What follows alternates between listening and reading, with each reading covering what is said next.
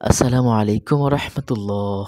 আলহামদুলিল্লাহ ওয়াসসালাতু ওয়াসসালামু আলা রাসূলিল্লাহ। সম্মানিত দর্শক ও শ্রোতা, রবিবার দিন এই যদি আমলগুলো করেন তাহলে কি কি ফল পাবেন আপনি জানলে আশ্চর্য হয়ে যাবেন ইনশাআল্লাহ। সম্মানিত দর্শক ও শ্রোতা, তাহলে আসুন কথা না বাড়িয়ে রবিবার দিনের এবাদত আমল দোয়ার কথা আমরা জেনে নেই। হাদিস শরীফে এসেছে, মহানবী সাল্লাল্লাহু আলাইহি ওয়াসাল্লাম বলেছেন, যে ব্যক্তি রবিবার দিন ৪ রাকাত নামাজ এই নিয়মে আদায় করবে, প্রতি রাকাতে সূরা ফাতিহার পরে একবার আমানার রসুলু বিমা উনজিলা ইলাইহি মির রব্বিহি ওয়াল মুমিনুন, এই আয়াতটা শেষ পর্যন্ত পাঠ করবে, তাহলে সে নারী ও পুরুষের সংখ্যা সম সওয়াব লাভ করবে। সুবহানাল্লাহ। তাছাড়া একজন পয়গম্বরের মতো নেককার হবে এবং প্রতিটি শব্দের বিনিময়ে বেহেশতে মেশকের সুগন্ধি পূর্ণ সুরভিত নগরের মালিক হবে। আল্লাহু আকবার কাবীরা ওয়াসাব্বিহুহু বুকরাতাও ওয়া আসীলা।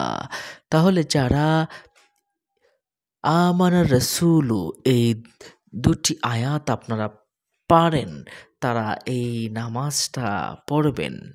রবিবার দিনের যে কোনো সময় ৪ রাকাত নামাজ আপনি আদায় করবেন, তাহলে নবীদের মতো নেককার হবেন এবং বেহেশতের মেশকের সুগন্ধিপূর্ণ সুরভিত একটি নগরীর, একটি টাউনের মালিক হয়ে যাবেন। আল্লাহু আকবার। হযরত আলী রাদিয়াল্লাহু তাআলা আনহু হতে বর্ণিত আছে, হযরত সাল্লাল্লাহু আলাইহি ওয়াসাল্লাম ইরশাদ করেছেন, তোমরা রবিবার দিন নামাজ আদায় করো এবং লা শারিক আল্লাহর প্রতি বিশ্বাস রাখো।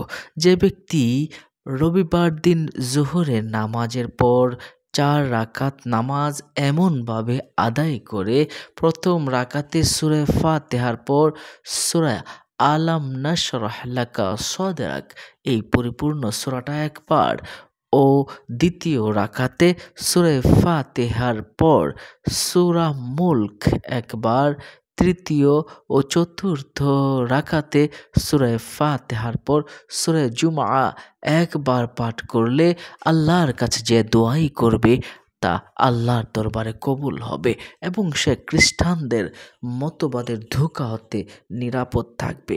আমলটা একটু কঠিন, কারণ সূরা মুলক এবং সূরা জুমআ এগুলো অনেকেরই মুখস্থ নাই, সুতরাং এটা একটু কঠিন হবে। কিন্তু যারা হাফেজ আছেন, যারা এই সূরাগুলো মুখস্থ আছেন, তাদের জন্য একটু সহজ। কিন্তু আমি এখন সবচেয়ে সহজ কিছু আমলের কথা এখন আমি একটু বলে দিব।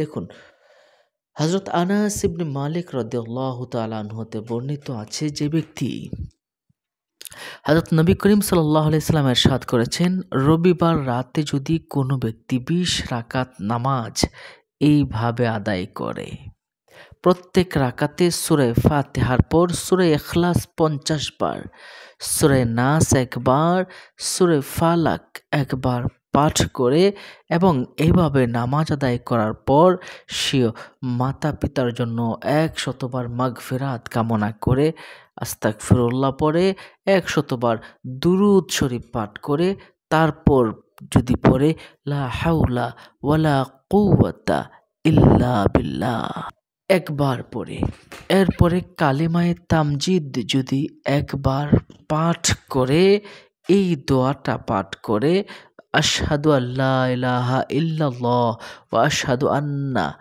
সফওয়াতুল্লাহ, আশহাদু আন্না আদম সফওয়াতুল্লাহি ফিতরাতুহু ইব্রাহিমু খলিলুল্লাহি আজ্জা ওয়া জাল্লা ওয়া মূসা কালিমুল্লাহি তাআলা ওয়া ঈসা রূহুল্লাহি ওয়া সুবহানাহু ওয়া মুহাম্মাদুন হাবিবুল্লাহি আজ্জা ওয়া জাল্লা।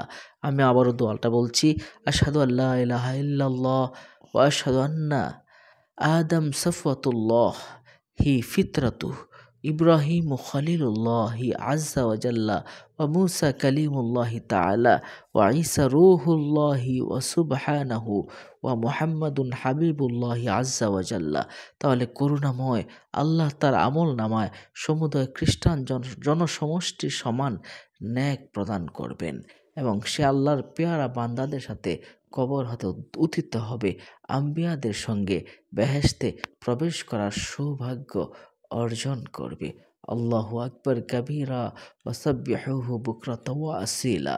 সম্মানিত দর্শক ও শ্রোতা, রবিবার দিন আপনারা এই আমলগুলো করবেন ইনশাআল্লাহ।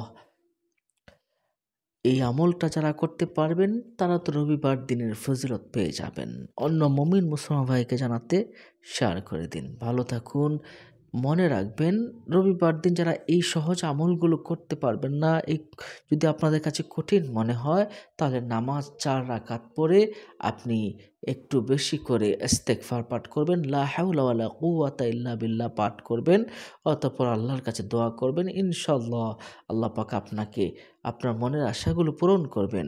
আপনাকে আল্লাহ পাক অনেক, অনেক বেশি সৌভাগ্য অর্জন করার তৌফিক দান করবেন। আল্লাহ ভালো রাখুন, সুস্থ রাখুন। আসসালামু আলাইকুম রহমতুল্লাহি ওয়া বারাকাতুহু।